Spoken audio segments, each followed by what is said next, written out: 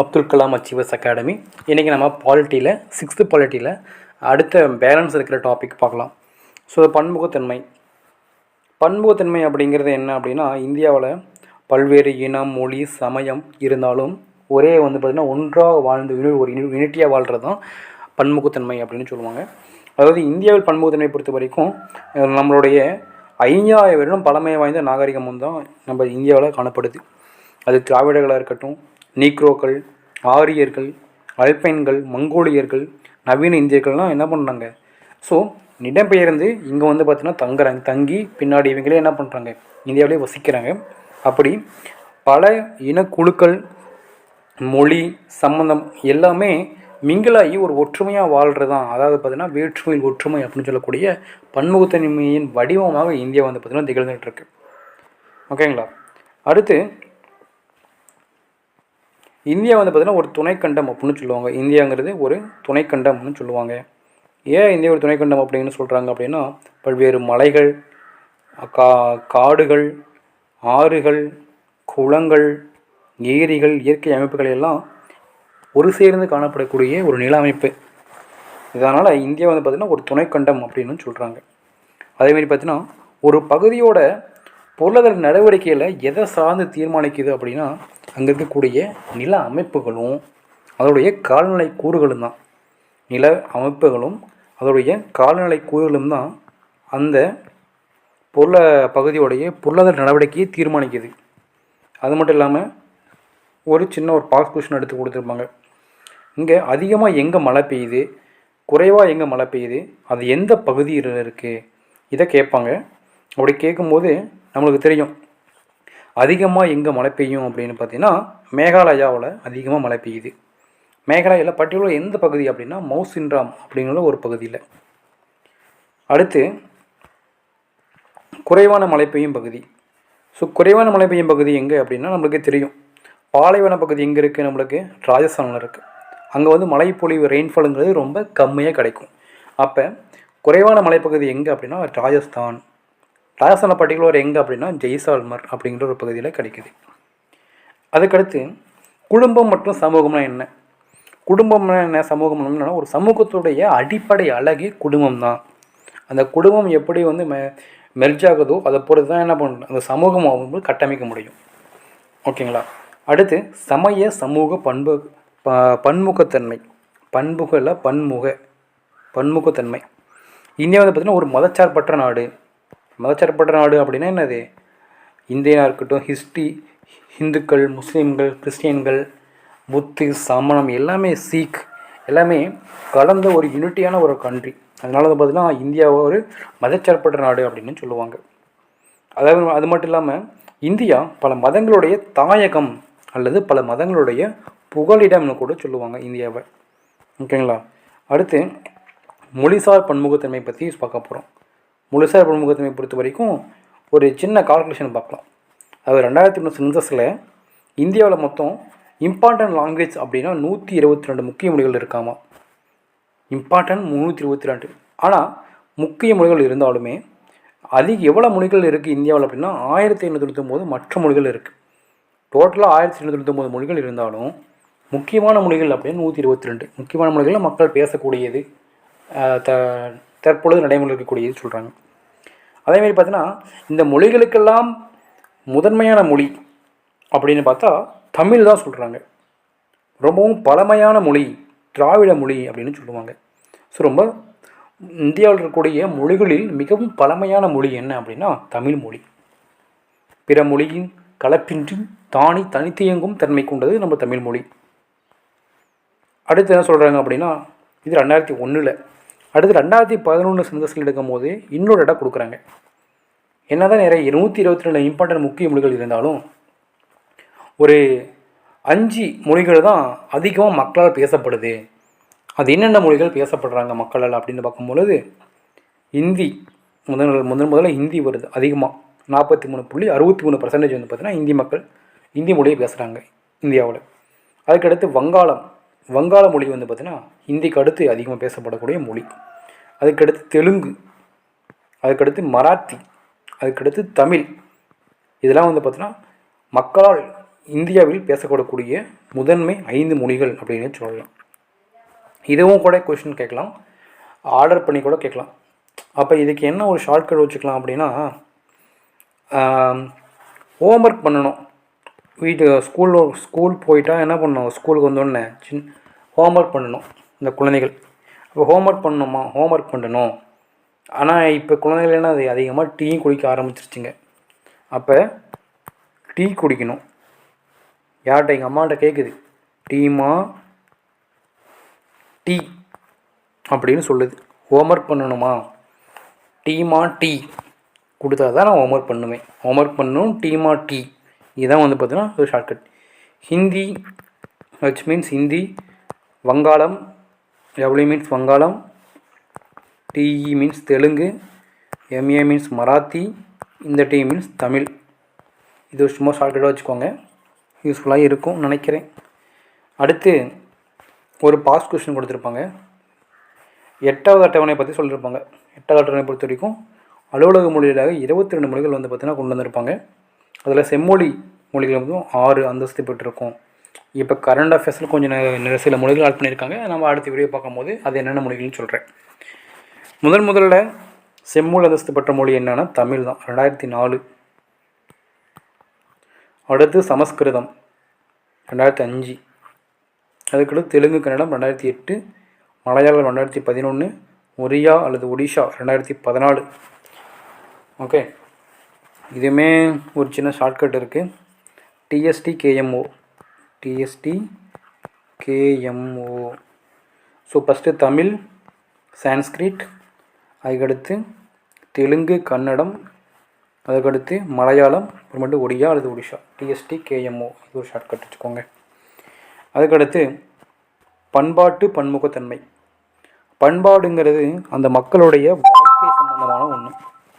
அவங்களுடைய மொழி என்ன, அவங்க உடுக்கிற உடை என்ன, அவங்க என்னென்ன ஃபுட் எடுத்துக்கிறாங்க, அவங்களுடைய உணவு என்ன, அவங்களுடைய மதம், சமூகம், அவருடைய பழக்க வழக்கங்கள், அவங்க இசை, கலை, இது கட்டிடக்கலை, பாரம்பரியம், இது எல்லாத்தையும் மென்ஷன் பண்ணுறது தான் பண்பாட்டு பன்முகத்தன்மைன்னு சொல்லுவாங்க. ஓகே, அடுத்து ஒரு சின்ன பாஸ் கொஸ்டின். அதில் என்ன சொல்கிறாங்க அப்படின்னா, இது வரைக்கும் ஆர்கியாலஜிக்கல் டிபார்ட்மெண்ட் கண்டுபிடிச்ச கல்வெட்டுகள்லேயே அதிகமான கல்வெட்டுகள் எங்கே இருக்குது அப்படின்னா தமிழ்நாட்டில் தான் கிடச்சிருக்கு. 60% இது வரைக்கும் கண்டுபிடிச்சிருக்காங்க அப்படின்னு சொல்கிறாங்க. அது மட்டும் இல்லாமல் இந்தியா வந்து பார்த்திங்கன்னா வேற்றுமையில் ஒற்றுமையாக இருக்குது அப்படிங்கிற அந்த சொற்றொடரை வந்து பார்த்திங்கன்னா சொன்னவர் யார் அப்படின்னா நம்மளுடைய நெஹ்ரு தான். சுதந்திர இந்தியாவின் முதல் பிரதமரான நெஹ்ரு தான் சொல்கிறாரு, இந்தியா வந்து வேற்றுமையில் ஒற்றுமை அப்படிங்கிற ஒரு சொற்றொடரை சொன்னவர் யார், இவர் தான். அது மட்டும் இல்லாமல் டிஸ்கவரி ஆஃப் இந்தியா அப்படின்ட்டு ஒரு நூலையும் எழுதியிருக்காங்க. டிஸ்கவரி ஆஃப் இந்தியா அப்படின்னு சொல்லிட்டு ஒரு நூலையும் நெஹ்ரு எழுதியிருக்காங்க. இந்தியா வேற்றுமையில் ஒற்றுமை உள்ள நாடாக திகழ்கிறது அப்படிங்கிற சொற்றொடரும் சொன்னவர் இவர் தான். டிஸ்கவரி ஆஃப் இந்தியா அப்படிங்கிற நூலை எழுதினவர் இவர் தான். அது மட்டும் இல்லாமல் இதுவும் ப்ரீவியஸ் கொஸ்டினில் கேட்டது தான், இதுவும் ப்ரீவியஸ் கொஸ்டினில் அடுத்து பார்க்க போகிறது ப்ரீவியஸ் கொஸ்டின் கேட்டது தான். இந்தியா வந்து பார்த்தீங்கன்னா பல்வேறு இன மக்களின் காணப்படுவதால் இந்தியாவை இனங்களின் அருங்காட்சியகம் அப்படின்னு சொல்லியிருக்காங்க விஎஸ் ஸ்மித். ஸோ இந்தியாவில் அதிகப்படியான இன மக்கள்கள் வந்து வசிச்சுட்ருக்காங்க. அதனால் வந்து பார்த்திங்கன்னா இந்தியா என்ன சொல்லலாம், இனங்களின் அருங்காட்சியகம் அப்படின்னு சொல்லியிருப்பாங்க. அருங்காட்சியகம் அப்படின்னா என்னது, நிறையா உயிரினங்கள் வந்து பார்த்திங்கன்னா வாழக்கூடிய ஒரு அமைப்பு. அந்த அமைப்புக்குள்ளேயே பல உயிரினங்கள் வாழக்கூடியது. அதேமாரி தான் இந்தியா அப்படிங்கிறது ஒரு அமைப்பாக இருந்தாலும் அதில் நிறைய இன மக்கள் வாழ்கிறாங்க. அதனால் வந்து பார்த்திங்கன்னா இனங்களின் அருங்காட்சியகத்தை இந்தியா அப்படின்னு சொல்லியிருப்பார் யார், விஎஸ் ஸ்மித். இதுவும் ப்ரீவியஸ் கொஸ்டின். இப்போது 2024 குரூப் 2ல் கேட்ட ஒரு கொஸ்டின் இது. அடுத்து இந்தியாவில் புகழ்பெற்ற நடனங்கள் மற்றும் இசைகள் பற்றி பார்க்க போகிறோம்.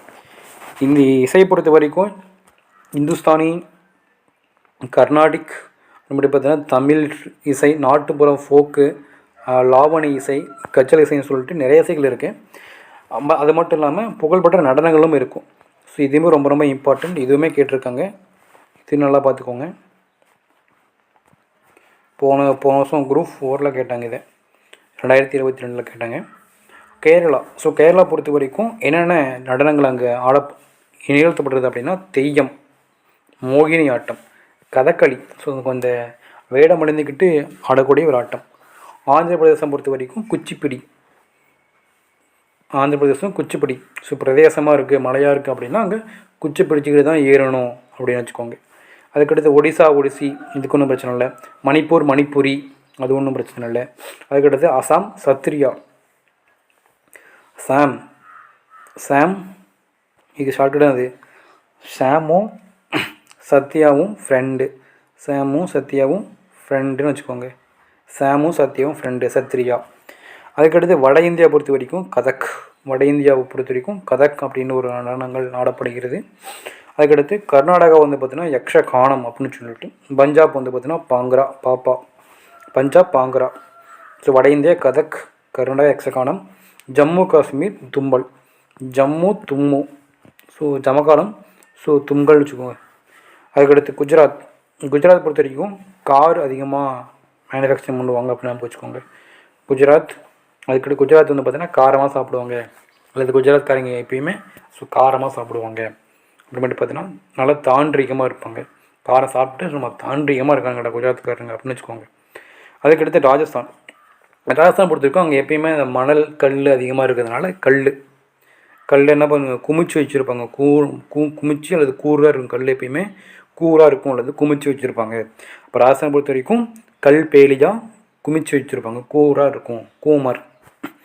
அதுக்கடுத்து யூபி பொறுத்த வரைக்கும் ராசலீலா சோழியா. யூபிக்காரன் வந்தால் சோழியை முடிச்சிருவான்டா அப்படிங்கிற மாதிரி யூபிக்காரன் என்ன தான் ராசாவாக இருந்தாலும் சோழியை முடிச்சிருவானுங்க. யூபிக்காரங்க என்ன தான் ராசாவாக இருந்தாலும் சோழியை முடிச்சிருவாங்க. அப்படி இல்லை லீலா சோழியா ஞாபகம் வச்சுக்கோங்க ஷார்ட்டாக, லீலா சோழியா. அசாம் பொறுத்த வரைக்கும் பிஹுன்னு இருக்கக்கூடிய நடனங்கள். தமிழ்நாடு பொறுத்த வரைக்கும் நம்ம சொல்லவே தேவையில்லை. தமிழ்நாடு பொறுத்தவரை அது ஒரு இதுவே இருக்கும். ஸோ கரகாட்டம், ஒயிலாட்டம், கும்மி, தெருக்கூத்து, பொம்மலாட்டம், புடியாட்டம், கோலாட்டம், தப்பாட்டம், எல்லா ஆட்டமும் நம்ம பாடுவோம் தமிழ்நாடு பொறுத்த வரைக்கும். அதனால் இந்த என்னென்ன ஸ்டேட் என்னென்ன ஆட்டம் நடனங்கள் இருக்குது அப்படின்னுட்டு ஸோ அதுக்கும் ரொம்ப ரொம்ப இம்பார்ட்டண்டான ஒரு ஃபேக்ட். அடுத்து சமத்துவம் பெறுதல் அப்படிங்கிறது என்னது அப்படின்னா பாரபட்சம், முன்முடிவு அல்லது பாரபட்சம்னு சொல்லுவாங்க. பாரபட்சம் அப்படிங்கிறது என்னது, மற்றவர்களை பற்றி தப்பாக அல்லது தாழ்வாக வந்து பார்த்தீங்கன்னா கருதுவது. நாம் ஓகே இப்போ 2 பேர் இருக்கோம் அப்படின்னா நான் ஒரு ஃப்ரெண்டு இருக்கான், எனக்கு ஒரு ஃப்ரெண்டு இருக்கான் அப்படின்னா அவன் கொஞ்சம் என்னது அவன் ரொம்ப கொஞ்சம் நல்ல கிரிக்கெட் விளாடுவான். இவனை கம்பேர் என்ன கம்பேர் நான் கொஞ்சம் ஒரு என்ன சொல்கிறது விளையாட்டாக இருக்கட்டும், ஏதாவது ஒன்று இருக்கட்டும், அதில் வந்து என்னை விட அவன் கம்மியாக விளாட்றான் அப்படிங்கும்போது நான் அவன் நினைக்கக்கூடாது, அவன் என்னை விட கம்மியாக விளாட்றான்டா அப்படின்னு அவனை தாழ்வாக நினைக்கக்கூடாது. அப்படி தவறு நினைக்கிறதா என்ன பண்ணுது பாரபட்சம் அப்படின்னு சொல்கிறாங்க. பாரபட்சம் உருவாவதற்கான காரணங்கள் என்னென்னா சமூக மக்கள் நிர்ணயிக்கப்பட்ட நடத்தை, பொருளாதார பயன்கள், சர்வாதிகார ஆளுமை, இனமய கொள்கை, கட்டுப்பாடுடன் குழு அமைப்பு, முரண்பாடுகள்.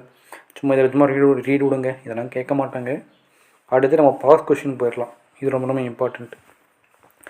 தென்னாப்பிரிக்காவில் வந்து பார்த்தீங்கன்னா முன்னாள் அதிபர் நெல்சன் மண்டேலா வந்து பார்த்தீங்கன்னா 24 ஆண்டுகள் வந்து பார்த்தீங்கன்னா சிறையில் இருப்பார். ஓகேவா. பின்னாடி 1990 தான் என்ன பண்ணுறாங்க, அவர் ரிலீஸ் பண்ணுறாங்க. அதை கொஞ்சம் பார்த்துக்கோங்க. எத்தனை வருஷம் சிறையில் இருந்தார், 24 வருஷம் சிறையில் இருப்பார். அவர் வந்து பார்த்தீங்கன்னா WD கிளர்க் அப்படிங்கிறத தான் வெளியிட்டிருப்பார். பின்னாடி வந்து பார்த்தீங்கன்னா ஆஃப்ரிக்கா காங்கிரஸ் கட்சி அப்படின்னு ஆரம்பிப்பாங்க. அப்புறம் ஆரம்பித்தோன்னே மறுபடியும் என்ன பண்ணுவாங்க, ஆட்சி பிடிப்பாங்க. ஓகேங்களா. சவுத் ஆப்பிரிக்கா பிரதமராக ஆவார். இதை பற்றி கொஞ்சம் 9th கொஞ்சம் டீப்பாக கொடுத்துருப்பாங்க. அவர் செயலேருந்து வெளியிட்டு விடுறாரு அப்படின்னா WD கிளர்க் அப்படிங்கிறவர் தான். அதுக்கடுத்து அம்பேத்கரை பற்றி கொடுத்துருக்கோம். நெல்சன் மண்டேலா எத்தனை வருஷம் சிறையில் இருந்தாருன்னு பார்த்துக்கோங்க. 24 வருஷம், 24 இயர்ஸ் சிறை வாழ்க்கை. அடுத்து பீமாராவ்ஜி அம்பேத்கர் பொறுத்த வரைக்கும் இப்போ பிரபலமாக என்ன சொல்லுவாங்க, பாபா சாஹேப் அப்படின்னு சொல்லுவாங்க. பாபா சாஹேப் அப்படின்னு சொல்லிட்டு அம்பேத்கரை சொல்லுவாங்க. இவர் வந்து பார்த்தா 1915 இந்த காலகட்டங்களில் MA பட்டம் பெறுறாரு. அப்போ 1927 கொலம்பியா யூனிவர்சிட்டியில் போயிட்டு PhD வாங்குறாரு. அப்புறம் லண்டனில் போயிட்டு டிப்ளமோ சயின்ஸ் DSc பட்டம் வாங்குறாரு. அதுக்கடுத்து பார்த்தீங்கன்னா இவரை தலைவராக வச்சு டிராஃப்டிங் கமிட்டி அப்படிங்கிறது உருவாக்குறாங்க. அடுத்து இவர் டிராஃப்டிங் கமிட்டி உருவாக்குற பின்னால் கான்ஸ்டியூஷன் எழுதி முடிக்கிறாரு. அதனால் வந்து பார்த்தீங்கன்னா என்ன சொல்கிறாரு, அரசியலமைப்பு தந்தை அல்லது சிற்பி அல்லது அரசியலமைப்பு வடிவமைப்பாளர் மட்டும் நிறையா பேர் கொடுத்துருக்காங்க. அதுக்கடுத்து பார்த்தீங்கன்னா சுதந்திரத்துடைய முதல் சட்ட அமைச்சரும் வராரு. யாருடைய பீரியடில், ஜவஹர்லால் நேரு பீரியடில் சுதந்திர முதல் சட்ட அமைச்சர் தான். அப்புறம் இவருடைய கான்ட்ரிபியூஷன் பார்த்துட்டு 1990 என்ன பண்ணுறாங்க, பாரத ரத்னா விருது கொடுக்குறாங்க. இந்தியாவின் மிகப்பெரிய ஒரு விருதான பாரத ரத்னா விருது 1990 வந்து பார்த்தீங்கன்னா இவருக்கு இந்திய அரசாங்கம் வந்து பார்த்திங்கன்னா கொடுக்குது. ஓகே, அடுத்து ஒரு சின்ன ஒரு பாஸ் கொஸ்டின் 2015 பொறுத்த வரைக்கும் லிட்ரேச்சரில் தமிழ்நாட்டில் எந்தெந்த ஸ்டேட் முன்னாடி இருக்குது, எது பின்னாடி இருக்குன்னு பார்க்க போகிறோம். ஃபஸ்ட்டு வந்து பார்த்திங்கன்னா எழுத்தறிவு விகிதம் பொறுத்த வரைக்கும் கன்னியாகுமரி தான் ஃபஸ்ட்டு. ஸோ கன்னியாகுமரி தான் ஃபஸ்ட்டு. அடுத்து சென்னை, தூத்துக்குடி, நீலகிரி இது இருக்காங்க. அடுத்து தருமபுரி பொறுத்த வரைக்கும் ரொம்ப லோவாக இருக்குது. அதுக்கடுத்து அரியலூர், அப்புறம் கிருஷ்ணகிரி, அப்புறமேட்டு விழுப்புரம் இதெல்லாம் இருக்காங்க. ஸோ யார் ஃபஸ்ட்டு 3 யார் லாஸ்ட் 3 பார்த்துக்கோங்க, கண்டிப்பாக கேட்பாங்க. அதுக்கடுத்து செக்ஸ் ரேஷியோ பாலின விகிதம் பற்றி கேட்குறாங்க.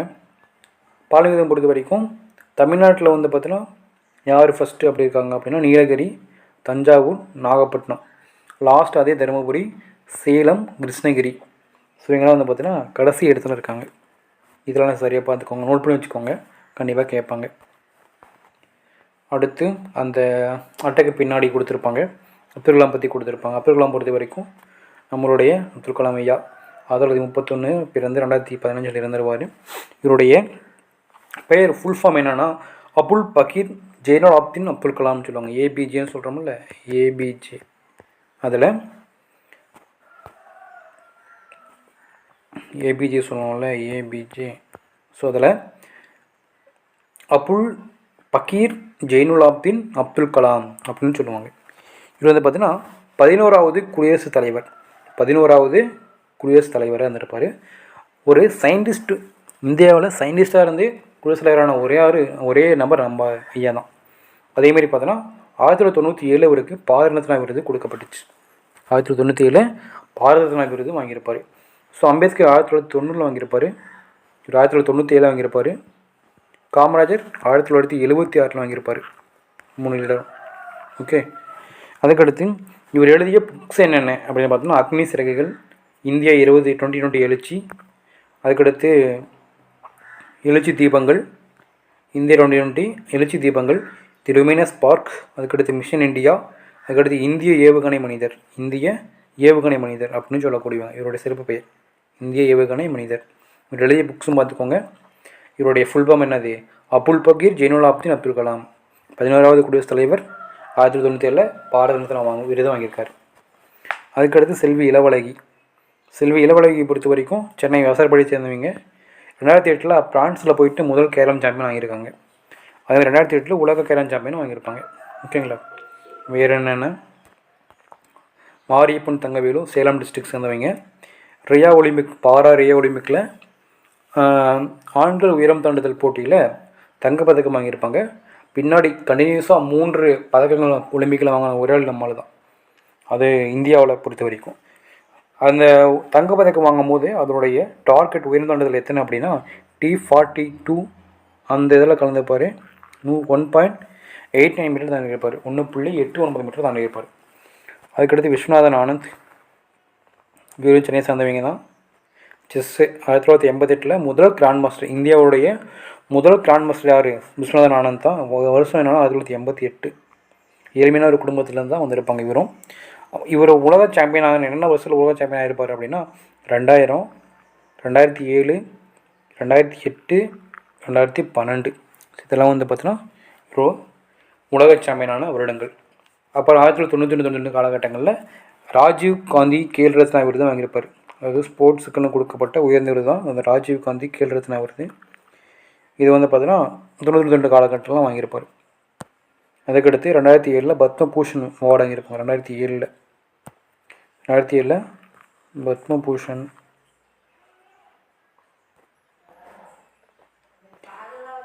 அடுத்து கடைசி படம் இந்தியன் அரசியலமைப்பு. இந்திய அரசியல் திட்டம் பொறுத்த வரைக்கும் தெரியும் நம்மளுக்கு. 1950 ஜனவரி 26 இந்திய அரசியல் திட்டம் நடைமுறைக்கு வந்துச்சு. இந்த இந்திய அரசியல் மலர்வு வந்த நாளை தான் என்ன பண்ணுவாங்க, குடியரசு தினமாக நம்ம வந்து பார்த்தோன்னா செலிப்ரேட் பண்ணிட்டுருக்கோம்.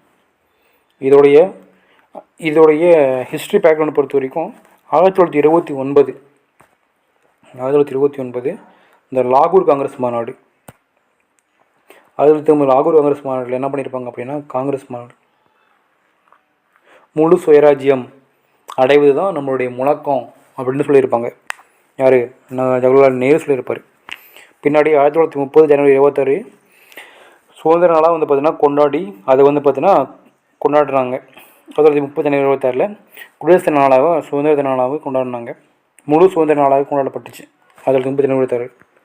அந்த டேட்டில் அதை வச்சு தான் என்ன பண்ணியிருப்பாங்க, குடியரசு தினமாக வந்து பார்த்திங்கன்னா இந்த வகையை செலிப்ரேட் பண்ணுறாங்க. அது மட்டும் இல்லாமல் கான்ஸ்டியூஷன் வந்து பார்த்திங்கன்னா நடைமுறைக்கு வந்திருக்கும். அதனாலேயுமே அந்த நாளை பேஸ் பண்ணி வச்சு கொண்டு கான்ஸ்டியூஷன் நடைமுறைக்கு கொண்டு வந்திருப்பாங்க.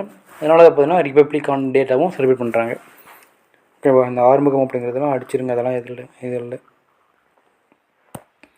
அடுத்து இந்திய அரசியலமைப்பு சபை மன்றம் 1946 டிசம்பர் 9 வந்து பார்த்திங்கன்னா உருவாக்கியிருப்பாங்க. அந்த உருவாக்கும் பொழுது தலைவராக இருந்தவர் ராஜேந்திர பிரசாத். மொத்தம் 389 உறுப்பினர்கள் இருந்திருப்பாங்க. 15 பெண் உறுப்பினர்கள் இருந்திருப்பாங்க. ஓகேங்களா? 15 பெண் உறுப்பினர்கள் இருந்திருப்பாங்க.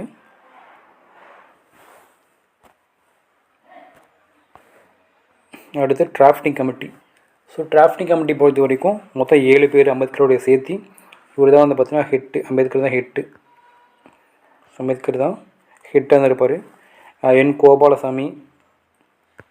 கோபாலசாமி, K.M. முன்ஷி, சையத் முகமது ஷாதுல்லா, என் மாதவராவ், T.T. கிருஷ்ணமாச்சாரி, அல்லாடி கிருஷ்ணசாமி. ஸோ இவங்கெல்லாம் வந்து பார்த்திங்கன்னா அந்த டிராஃப்டிங் கமிட்டியில் இருக்கக்கூடிய மெம்பர்ஸ். அடுத்து அரசியலமைப்பு சட்டம். அதனால் அம்பேத்கர் வந்து பார்த்திங்கன்னா அரசியலமைப்பு சட்டத்தின் தந்தை அப்படின்னு சொல்லுவாங்க. அரசியலமைப்பின் சிற்பி அல்லது வடிவமைப்பாளர் இப்படின்னா சொல்லிகிட்டே போகலாம். நிறைய பட்டங்கள் இருக்குது. அதே மாதிரி பார்த்தீங்கன்னா நம்ம கான்ஸ்டியூஷன் பொறுத்த வரைக்கும் 60 நாடுகளிலிருந்து எடுக்கப்பட்டுச்சு. அப்புறம் இந்திய அரசு சட்டம் 35 அதுலேருந்தும் நிறைய எடுக்கப்பட்டுச்சு. அப்புறம் 64 லட்சம் இதுக்கு செலவு பண்ணியிருக்காங்க. 64 லட்சம் அப்படிங்கிறது இதுக்கு செலவு பண்ணியிருக்காங்க.